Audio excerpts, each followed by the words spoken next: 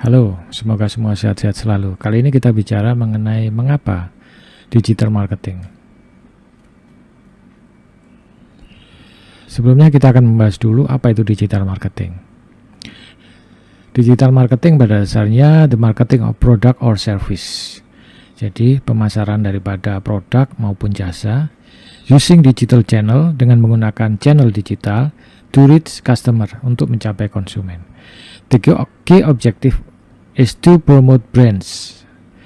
Jadi kunci utamanya, kunci tujuan utamanya adalah untuk mempromosikan brands through various form of digital media, melalui berbagai bentuk dari digital media.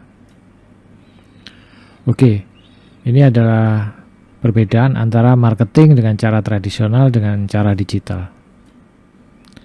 Pada dasarnya marketing dengan cara tradisional itu menunjukkan konsep yang sudah lama, ya, yang seperti kita tahu melalui koran, flyer, radio, televisi, billboard, kemudian majalah dan lain sebagainya. Sedangkan digital marketing yang dimana digunakan pada abad baru ini merupakan suatu realitas yang tidak bisa kita hindari. Ya, dimana dengan internet, ya, dengan berbagai aplikasi, ya, jadi pemasaran itu bisa menggunakan dengan berbagai platform dan akan memudahkan pelaksanaan pemasaran itu sendiri. Ya, jadi penggunaan digital marketing ini bisa melalui sosial media, ya, seperti LinkedIn, Facebook, Instagram, Twitter, kemudian email marketing, paid ads, blogs, dan viral content marketing. Nah, mengapa itu penting? Seperti kita lihat saja pada tahun 2017, ini adalah penetrasi pengguna internet di Indonesia. Sudah 171,17 juta.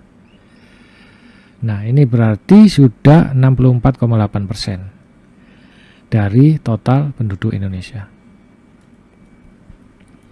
Oke, ini adalah rata-rata yang dihabiskan oleh pengguna internet usia 16-24. Ini adalah data tahun 2020, di mana, ya, pengguna internet ini 479 menit atau sekitar 8 jam sehari, ya. Jadi para netizen atau pengguna ini, ya, 8 jam sehari, ya. Nah, oke, ini ada 10 media yang terfavorit. Yang teratas adalah YouTube, kemudian WhatsApp, dan disusul Facebook, Instagram, Twitter, Line, FB Messenger, LinkedIn, Pinterest, dan WeChat. Nah, yang terbanyak adalah YouTube. Bagi sekarang orang punya televisi yang dilihat juga YouTube, kan? Ya, karena banyak sekarang televisi sudah berbasis Smart TV, di mana sudah ada YouTube-nya.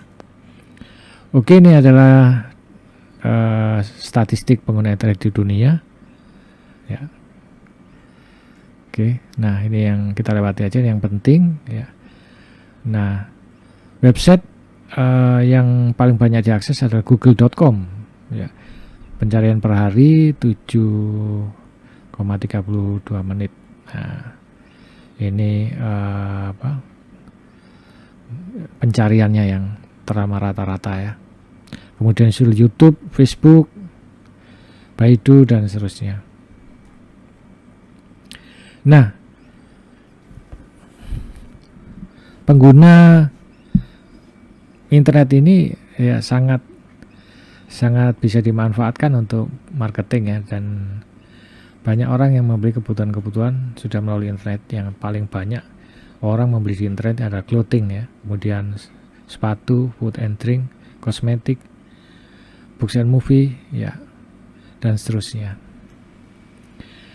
Nah, ini adalah pengguna Facebook terbesar di seluruh dunia. Nomor pertama pada tahun 2018 ditempati India dengan 294 juta pengguna Facebook. Menyusul United States 204 juta dan Indonesia 130 juta. Brasil 129. Nah, Meksiko 84 juta. Indonesia menempati ranking ketiga di dunia pengguna Facebook terbesar di dunia. Dari segi kota pengguna Facebook terbesar adalah Bangkok, disusul Dhaka, dan Jakarta yang menempati urutan ketiga. Ya, bahasa yang digunakan di Facebook paling banyak adalah bahasa Inggris, kedua Spanish, dan ketiga Indonesia. Ya.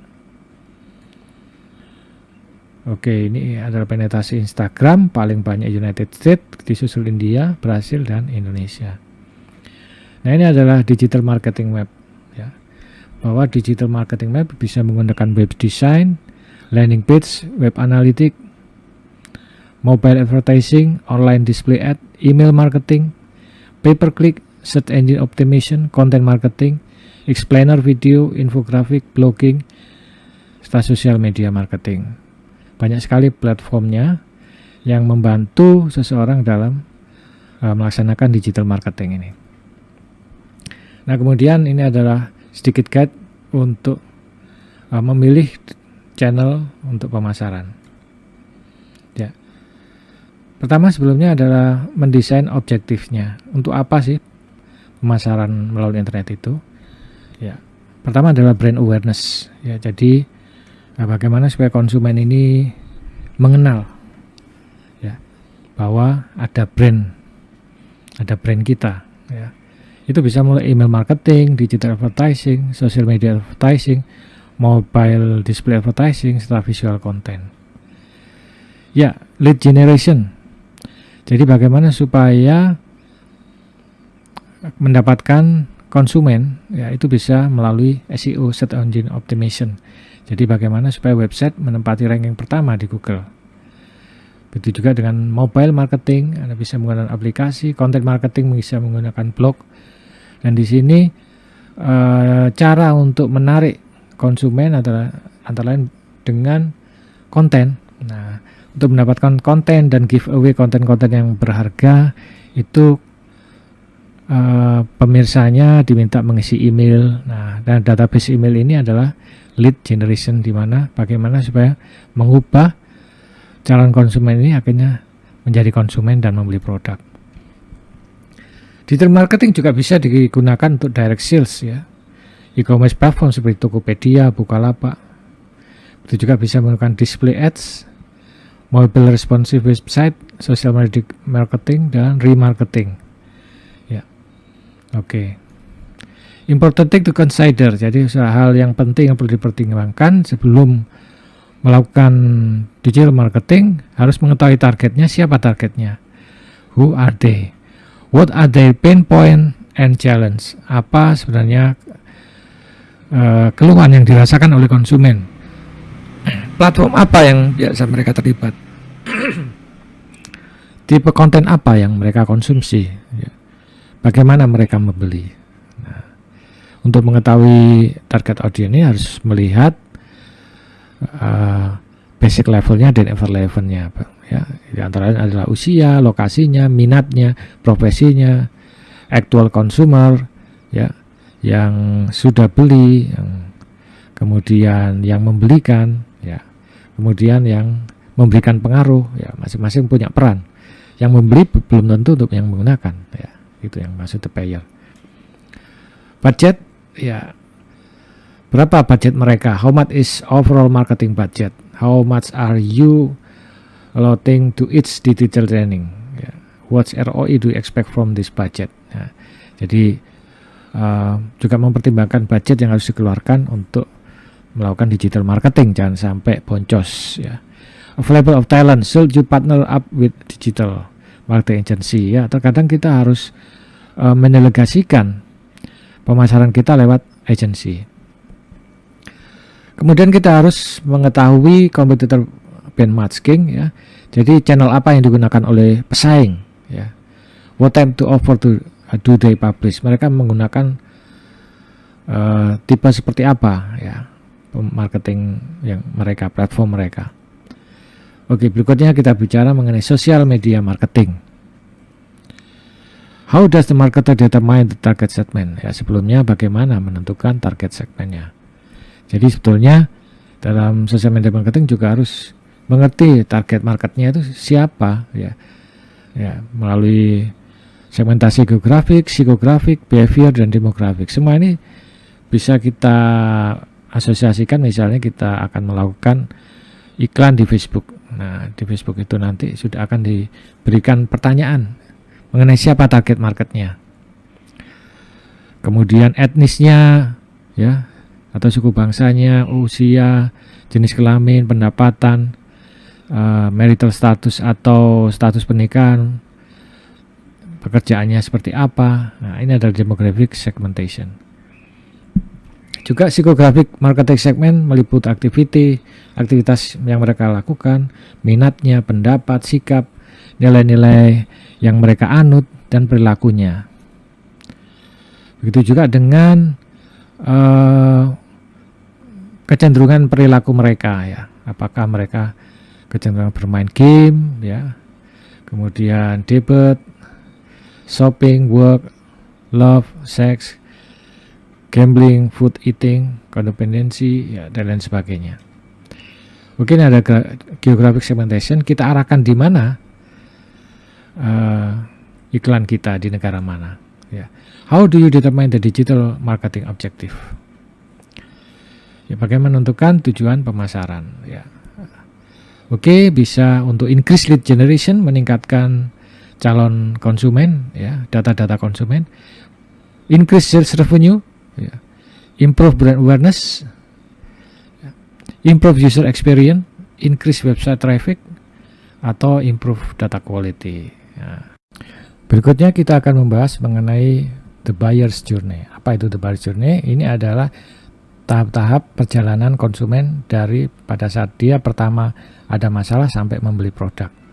Ya, jadi tahap awareness. Jadi konsumen mengenali kebutuhannya, dia memiliki pertanyaan dan problem.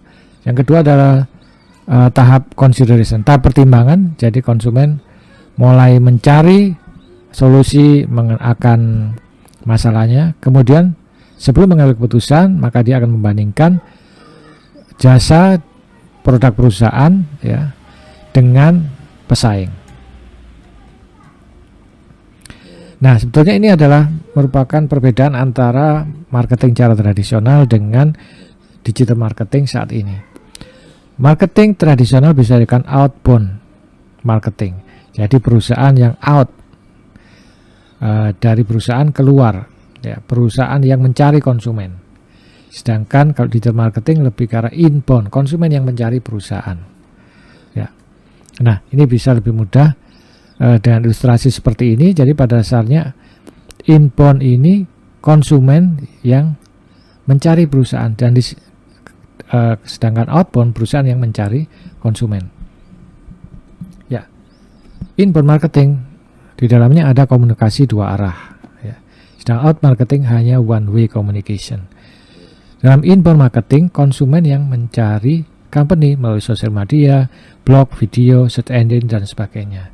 Sedangkan outbound marketing, company seeks customer, ya. Jadi melalui televisi, radio, print ad, ya, cold calling, etc. ya. Kemudian inbound marketing dilakukan dengan cara, ya, memberikan value to the customer melalui konten-konten yang menarik, melalui info-info produk, dan lain sebagainya. Sedangkan pada outbound marketing bisa dikatakan marketer tidak menyediakan value pada customer. Kemudian inbound marketing, ya, kontennya ini lebih mendidik dan menghibur.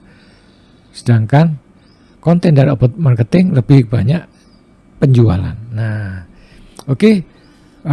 Mudah-mudahan dalam penjelasan topik hari ini bisa paham mengenai apa itu perbedaan marketing konvensional dan digital marketing, mengapa kita sangat penting untuk membuatkan digital marketing ini. Oke, sampai jumpa.